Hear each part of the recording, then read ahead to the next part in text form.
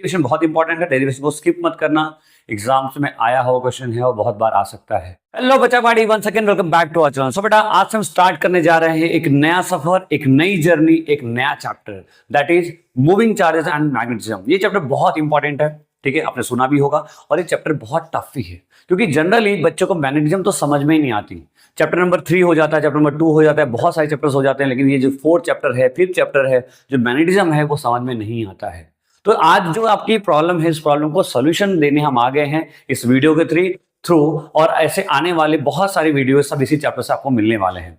तो हम one by one करके हर एक टॉपिक को बहुत अच्छे से एक्सप्लेन कर देंगे ताकि आपके एग्जाम के अंदर का जो ये फियर है, जो डर है यार ये चैप्टर कैसे होगा, वो बिल्कुल क्लियर हो जाए। ठीक है, तो चलिए स्टार्ट करते हैं विदाउट टाइम को वेस्ट किए। As you know, my name is Abhishek Mishra and let's learn the concept. तो देखो, सबसे पहले आज हम बात करेंगे ना एक बहुत ही important topic, that is known as Biot Savart law. ठीक है, वैसे बायो सावर्ट पढ़ते हैं लेकिन इसका पूरा नाम होता है बायोट सावर्ट लॉ। ठीक है, लेकिन उसको पढ़ने के से पहले हम कुछ बात को सोचेंगे, कुछ बातों को याद करेंगे। क्या है वो बात?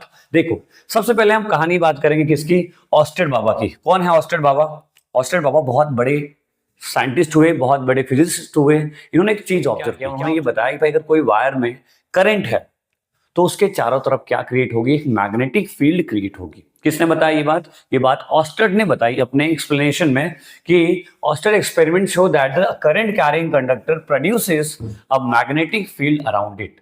क्या किया उन्होंने कि भाई करंट कैरिंग कोई कंडक्टर है तो अपने चारों तरफ क्या क्रिएट करता है? मैग्नेटिक फील्ड क्रिएट करता है। जैसे आप डायग्राम में देख सकते हो, यहाँ पे कोई भी ये क्या है? That is called magnetic needle. ये क्या है? आपका मैग्नेटिक नीडल है। मैग्नेटिक नीडल में कोई डिफ्लेक्शन नहीं क्योंकि यहाँ पे कनेक्शन नहीं है। जैसे ही कनेक्शन आपने किया, करंट फ्लो होना शुरू हो गया, वैसे ही देखो यहाँ पे डिफ्लेक्शन है। अच्छा, एक बात और, जैसे करंट को उन्होंने उल्टे डायरेक्शन में किया, देखा डिफ्लेक्शन बदल गया। तो यहाँ से एक बात तो बहुत श्योर हो गई कि भाई ये जो करंट बाबा है ना, ये करंट बाबा, इस करंट बाबा के पास कुछ मैग्नेटिक फील्ड है। इलेक्ट्रिक फील्ड तो थी, हमने पढ़ा था, बट यहाँ मैग्नेटिक फील्ड भी है। ठीक है, मैग्नेटिक फील्ड भी है। तो सोचने वाली बात है भाई, ये तो बहुत बड़ी बात थी। अब और क्या ऑब्जर्व किया उन्होंने एक बात ऑब्जर्व की कि Oersted conducted that the magnetic field must surrounding the current carrying wire which was responsible for the deflection of the magnetic field. अब उन्होंने ये बात यहाँ से क्लियरली बोली, भाई देखो यहाँ पे कौन है? ये क्या है? मैग्नेटिक कंपास है। मैग्नेटिक कंपास कब घूमता है? जब मैग्नेटिक फील्ड होता है। दैट मीन्स उस वायर के पास कुछ न कुछ मैग्नेटिक फील्ड तो है। ये बात तो पक्की हो गई। फिर उसके बाद the movement of electric charge generates a magnetic field and the magnetism producer by electric current in a conductor referred to as a electromagnet. तो अब यहाँ पे मैग्नेटिज्म, तो यहाँ पे उन्होंने क्या बोला कि भाई ये जो चार्ज मोशन कर रहा है, उस चार्ज की मोशन से ही क्या हो रहा है? मैग्नेटिक फील्ड प्रोड्यूस हो रही है। तो इतनी जनरल बातें हैं उन्होंने एक्सप्लेन की। और खास बात, जो मैग्नेटिक फील्ड होती है बेटा, वो कैसी क्वांटिटी होती है? ध्यान में रखना है, वेक्टर क्वांटिटी होती है। इसका सिंबल होगा बी, और ये कैसा क्वांटिटी होता है? वेक्टर क्वांटिटी होता है। इलेक्ट्रिक फील्ड का सिंबल क्या था? ई, वो भी एक वेक्टर क्वांटिटी था। मैग्नेटिक फील्ड का सिंबल क्या होता है? बी, वो भी क्या होता है? एक वेक्टर क्वांटिटी होती है। कुछ और अच्छी बातें, जैसे कि इसकी यूनिट होती है न्यूटन पर एम्पियर मीटर, टेस्ला भी होती है, और वेबर पर मीटर स्क्वायर भी होता है। तो 3 यूनिट है, अपने को ध्यान रखना है। वेबर किसकी यूनिट होती है? फ्लक्स की। तो φ = b डॉट ए का फॉर्मूला पढ़ोगे आगे चल के। जैसे φ इलेक्ट्रिक फ्लक्स क्या होता है? φ बराबर E dot A. Magnetic flux क्या होता है? φ बराबर b डॉट ए। तो यहाँ से b की वैल्यू जाइए तो क्या होगा? φ/a। φ का मतलब वेबर और ये मतलब मीटर स्क्वायर, यहाँ से आता है। तो कुछ यूनिट अपने को ध्यान में रखनी है। बोले यहाँ तक चमक गया? समझ में आ गई बात? अच्छा, अब देखो, अब आगे बढ़ते हैं हम बायो सावर्ट लॉ को समझते हैं। तो अब 2 भाई थे, ठीक है, 2 भाई, दोनों तबाही वाले भाई। ठीक है, कौन? जीन बैप्टिस्ट बायोट और दूसरे फेलिक्स सावर्ट। ये 2 भाई थे। दोनों भाई ने मिला, बोले यार कुछ तूफानी करते हैं। क्या करते हैं? कुछ तूफानी। कैसे करेंगे तूफानी? अब तूफानी उन्होंने 1820 में कुछ डिस्कवर किया। देखो, ऑस्टेड ने बताया कि मैग्नेटिक फील्ड होती है, ठीक है, क्लियर है, मैग्नेटिक होती होगी भाई, लेकिन इसकी वैल्यू क्या है? मैग्नेटिक फील्ड पता चल गया, मैग्नेटिक फील्ड का डायरेक्शन भी पता चल गया, चलो एक बार के लिए, लेकिन इसका वैल्यू क्या है, इसकी मैग्नीट्यूड क्या है, ये हमें चेकआउट करना है। अब इसके लिए दोनों भाई मिलके इसको दिए। कब दिए? इन 1820 में। देखो, तो Oersted experiment show that the current carrying conductor produces a magnetic field around it. ये बात तो क्लियर हो गई थी। फिर उसके बाद 2 फ्रेंच फिजिसिस्ट आए, दोनों भाई क्या किए? 1820 में रिड्यूस an expression for the magnetic field of a current element which known as Biot Savart law. इनका आधा नाम दोनों को लेके बायोट सावर्ट लॉ बना दिया गया। ठीक है, बहुत मजेदार लॉ है, बहुत इंपॉर्टेंट है। और देखो, सीक्वेंस की बात करते हैं, हमारा फर्स्ट वीडियो है, ठीक है, लेकिन यही डेरिवेशन, ये फॉर्मूला बहुत जगह काम आने वाला है, इसलिए हमने सबसे पहले इसी डेरिवेशन को उठाया है। ठीक है, चलिए अब इसके फॉर्मूले की बात करें। इसका फॉर्मूला ये होता है। अच्छा, ये फॉर्मूला कहाँ से है इसको हम डिराइव करेंगे, लेकिन उसके पहले आप समझो, उन्होंने एक बात बोली, उन्होंने बोला कि भाई देखो पूरा इनफाइनाइट वायर है, मान लो एक्स से लेके वाई तक, इस एक्स से लेके वाई तक कोई वायर है, इस वायर का पूरे का हम मैग्नेटिक फील्ड तो नहीं निकाल सकते, लेकिन हम एक स्मॉल एलिमेंट ले लेते हैं। कितना ले लेते हैं? Small element. स्मॉल एलिमेंट कितना एलिमेंट है हमारा? DL element. पूरे लेंथ है एल, तो छोटा एलिमेंट कितना हुआ? डीएल। और इस डीएल से वजह से किसी पॉइंट पी पे कितना मैग्नेटिक फील्ड हुआ उन्होंने कैलकुलेट किया, और वो वैल्यू कितनी आई? वो वैल्यू कितनी आई आपकी? डीवी बराबर mu naught I DL sine theta by are square. ये स्केलर फॉर्म में है, और वेक्टर फॉर्म में डीवी बराबर mu naught upon 4 pi I DL cross R into R cube. देखो आई कैसी क्वांटिटी होती है? स्केलर होती है, लेकिन डीएल वेक्टर आने के साथ वो क्या बन गया? आपका वेक्टर हो गया था। डीएल क्रॉस आर ध्यान में रखना है, और आर क्यूब। ये उन्होंने फॉर्मुला दिया वेक्टर फॉर्म और स्केलर फॉर्म में।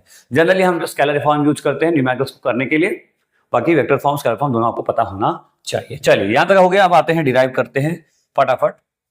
मैं आपको 2 इंपॉर्टेंट क्वेश्चन भी कराऊंगा, तो वीडियो को बहुत ध्यान से लास्ट से जरूर देखना, बहुत इंपॉर्टेंट है, ठीक है। ट्रस्ट करा करो आप लोग, एक बार ट्रस्ट करके देखो, मैं आपको गारंटी देता हूं आपको मजा आने लगेगा यहाँ की वीडियो से। देखिए अभी क्या है, सबसे पहले हमने जनरल चीजें अज्यूम कर ली है क्या, कि कंसीडर करंट एलिमेंट डीएल, हमने कोई डीएल एलिमेंट लिया है, कंडक्टर एक्स वाई है, करंट का पूरा line, let P be the point where the DB due to the current element DL is calculated. हमें इस पॉइंट पे इस पी पॉइंट पे क्या निकालना है? मैग्नेटिक फील्ड की वैल्यू। मतलब ये वायर है, इस वायर से थोड़ी दूर पे, ना तो 90 पे है, ना तो एक्सिस पे, ना तो परपेंडिकुलर पे, क्या है? हमने कोई जनरल पॉइंट एंगल कितने पे ले लिया? थीटा पे हमने क्या किया? हमें कैलकुलेट करना चाहते हैं। थीटा पे हम क्या करना चाहते हैं? कैलकुलेट करना चाहते हैं। तो ये सारी चीज यहाँ पे जनरल लिखी, आपको एग्जाम में लिखना पड़ेगा, ठीक है। अच्छा, सबसे अब इन्होंने क्या किया, बायो सावर्ट ने क्या किया कि अब इन्होंने एक चीज ऑब्जर्व की, भाई ये कैसा होता है, these are directly proportional to the conductor, ये करंट। जैसे जैसे हम करंट की वैल्यू को क्या कर रहे थे? इंक्रीज कर रहे थे, मैग्नेटिक फील्ड बढ़ रही थी। यहाँ पे मान लो कोई आदमी खड़ा है, सपोज करो भाई यहाँ पे यहाँ मैं खड़ा हूँ और यहाँ आग लग गई है, बराबर। अब क्या होगा? मान लो मैं यहाँ पे आग लगी है, मैं यहाँ पे खड़ा हूँ। अब जब इसकी गर्मी, इसका जो हीट है बढ़ा रहे, एनर्जी बढ़ा रहे, तो क्या होगा? मुझे ज्यादा महसूस होगा। ऐसे उन्होंने देखा कि ये जैसे जैसे हम क्या कर रहे थे यहाँ पे, कि करंट की वैल्यू को जैसे हम इंक्रीज कर रहे थे, इस यहाँ पे मैग्नेटिक फील्ड की वैल्यू में फर्क पड़ रहा था। पहली बात। दूसरी बात देखी उन्होंने कि as we increase the DL, ये डीएल जैसे जैसे हम इंक्रीज कर रहे थे तो भी क्या हुआ? डीबी पे फर्क पड़ा। उसके बाद उन्होंने एक चीज और ऑब्जर्व की, जैसे जैसे थीटा को बदल रहे थे, थीटा चेंज कर रहे थे, वैसे वैसे क्या हो, as we increase the angle, theta जैसे हम बढ़ा रहे थे वैसे वैसे क्या देखने को मिला? ऐसा हुआ। और साथ ही साथ उन्होंने ऑब्जर्व किया कि जैसे हम डिस्टेंस इंक्रीज कर रहे थे, मैग्नेटिक फील्ड डिक्रीज हो रही थी। कितने टाइम्स? स्क्वायर के टाइम्स। तो इन सबको मिलाया तो यहाँ पे बना डीबी बराबर I DL sine theta by are square, ठीक है। प्रोपोर्शनलिटी हटाया तो K constant, ideal as it is रह गई, ठीक है। अब यहाँ पे इस के की वैल्यू होती है म्यू नॉट अपॉन 4 पाई। कितनी होती है? म्यू नॉट अपॉन 4 पाई। ये नया कांस्टेंट है। चैप्टर नंबर 1 में क्या किया था? K equals to 1 upon 4 pi epsilon naught, और वहां एप्सिलॉन नॉट को क्या बोलते थे हम? बोलो क्या बोलते थे? Permittivity in free space. और यहाँ क्या होता है? ये परमियाबिलिटी इन फ्री स्पेस। तो म्यू नॉट अपॉन 4 पाई। अब इस म्यू नॉट अपॉन 4 पाई की वैल्यू होती है 10 पावर -7। कितनी होती है बेटा? 10 पावर -7। अब उठा के इसको यहां रख दिया तो कितना हमारा फॉर्मूला क्या बन गया? डीवी बराबर mu naught upon 4 pi I DL sine theta upon are square. तो इसको हम यहाँ पे एक आर मल्टीप्लाई किए, एक आर डिवाइड किए। ऐसा क्यों कर रहे हैं? क्योंकि हम इसको किस फॉर्म में लाना चाहते हैं? वेक्टर फॉर्म में लाना चाहते हैं। तो mu naught upon 4 pi I DL okay है, यहाँ से क्रॉस आर हो गया, यहाँ से आर क्यूब हो गया। ये क्रॉस कहाँ से आई? साइन थीटा को हटाने के बाद क्या आता है? क्रॉस आता है। सब छोटी छोटी बातें आपको शायद पता होगी ऑलरेडी है, मैं इतना अज्यूम कर रहा हूँ, ठीक है। अब के की यूनिट की बात करो, के का यूनिट क्या हो जाएगा? देखो 10 पावर -7 टेस्ला मीटर पर एम्पियर, यहाँ तो कैलकुलेट कर लोगे, और या तो वेबर मीटर इनवर्स और एम्पियर इनवर्स। तो इतनी बातें आपको ध्यान में रखनी है। और ये म्यू नॉट की वैल्यू आपको याद रखनी है। कितनी है म्यू नॉट? ये हमारा ये के की वैल्यू कितनी है? म्यू नॉट अपॉन 4 पाई, और इस पूरे की वैल्यू होती है 10 पावर -7। जब भी न्यूमेरिकल्स करेंगे हम डायरेक्टली इस वैल्यू को कंसिडर करेंगे, यूज करेंगे। बोलो यहाँ तक क्लियर है? समझ में आ गई बात? अब थोड़ा सा केसेस देख लेते हैं फटाफट। चलिए देखो केसेस में क्या है, आपने ये पढ़ लिया यहाँ तक कि भाई ये फॉर्मूला होता है। अच्छा यहाँ तक तो ठीक है, आगे बढ़ो। आगे क्या है कि भाई अगर थीटा की वैल्यू 0 हुई, थीटा 0 हो गया, बिल्कुल ऐसा जो हमारा ये ऐसा गया था ना, ऐसा मान लो कुछ है करंट, तो थीटा जो हमने डीएल वेक्टर लिया है बिल्कुल क्या है जीरो, इस पे ही आ गया, थीटा वैल्यू जीरो लेते ही साइन जीरो विल भी क्या होता है जीरो, तो यहाँ पे डीबी की वैल्यू बनेगी ही नहीं, there will be no magnetic field. इसीलिए उन लोगों ने एक जनरल एंगल पे लिया था, ना तो जीरो पे लिया ना तो 180 पे लिया। क्लियर हो रहा है आपको बात। दूसरा क्या है कि अगर थीटा 90 ले लिया तो उन्होंने 91, तो क्या हुआ मैग्नेटिक फील्ड मैक्सिमम हो गया, यानी कि 90 डिग्री मैक्सिमम होगा और 0 डिग्री पे मिनिमम होगा। बोलो यहां तक चमक गया, क्लियर है, बस इतना सा ही है। ठीक है, याद रखना है dv बराबर mu naught upon 4 pi I D L sine theta by are square.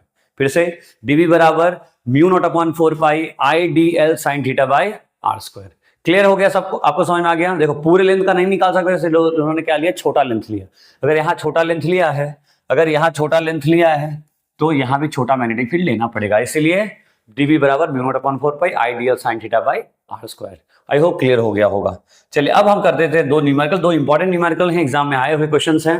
देखो सबसे पहले क्या है यहाँ पे, सबसे पहले हम एक चीज तो यहाँ से हटा देते हैं, यहाँ पे ये कॉस नहीं है साइन होगा, ठीक है, तो फॉर्मूला में क्या है साइन है, ठीक है। अभी देखो 2 सेंटीमीटर सेगमेंट, क्या क्या गिवन है पहले नोट करते हैं, क्या क्या गिवन है पहले। सबसे पहले लेंथ दिया है, डीएल वैल्यू जिसको आप बोलते हो, डीएल कितना दिया है 2 centimetre, that will be 2 into 10 power minus 2 metre. Clear है। फिर ऑफ वायर करंट कितना दिया बेटा 5 एम्पियर, करंट कितना दिया है 5 ampere, Y direction along the field वगैरह, ठीक है। अब देखो ये डायग्राम है, इस डायग्राम में क्या बोला है, कोई एक जनरल पॉइंट है इस कोऑर्डिनेट का, किस कोऑर्डिनेट का 3 मीटर 4 मीटर और 0, एक्स वाई जेड, क्लियर है, एक्स वाई जेड।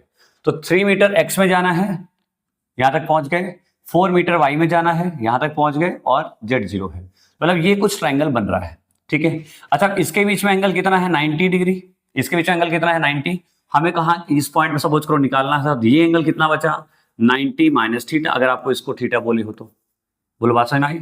ये थीटा हुआ पूरा 90 थे, कितना बचा बेटा 90 माइनस थीटा, कितना बचा 90 माइनस थीटा। तो इसीलिए हम देखो फॉर्मूला हमारा लगाएंगे, dv बराबर mu naught I D L sine theta by are square. तो mu naught by 4 pi I D l, theta यहाँ कितना है, थीटा तो हमें यही निकालना है ना, थीटा तो हमारा ये रहेगा इसके साथ एक्स एक्सिस के साथ, तो 90 माइनस थीटा, तो sine 90 minus theta by are square. फिर यहाँ से 10 पावर माइनस 7, ठीक है, 10 पावर माइनस 7। देखो अब यहाँ सारी वैल्यू देखो, साइन 90 माइनस थीटा विल भी क्या होता है, will be equals to cos theta, मतलब हम इसको ऐसा लिख रहे हैं mu naught upon 4 pi I D l, फिर cos theta upon are square लिख सकते हैं, ऐसा कोई दिक्कत नहीं है। साइन 90 माइनस थीटा क्या होता है, कॉस थीटा होता है, नोट कर लो। फिर म्यू नॉट अपॉन 4 पाई की वैल्यू यहाँ हमने उतार दी, आई की वैल्यू हमने यहाँ उतार दी, डीएल यानी कि कितना है 2 इंटू 10 पावर माइनस 2 हमने यहाँ उतार ली। अब देखो कॉस थीटा, अब मुझे बताओ कॉस थीटा क्या होगा, कॉस थीटा क्या होगा, कॉस थीटा क्या होगा भाई, ये हमारा थीटा है अगर, ठीक है, तो कॉस थीटा क्या होगा, परपेंडिकुलर क्या होता है बेस बाई हाइपोटेनस, तो बेस हमारा ये है, सॉरी बेस बाई हाइपोटेनस, तो बेस हमारा ये हुआ, और हाइपोटेनस कौन सा होगा बताओ, ये वाला पार्ट, ये 3 ये 4 तो कितना हो जाना चाहिए 5 हो जाना चाहिए, ये 3 4 तो कितना हो जाना चाहिए, ये हमारा क्या हो जाना चाहिए 5 हो जाना चाहिए। क्लियर है। तो अगर ये क्लियर हमारे पास है तो हमारे पास कॉस थीटा की वैल्यू कितनी आ जाएगी, बोलो 3/5।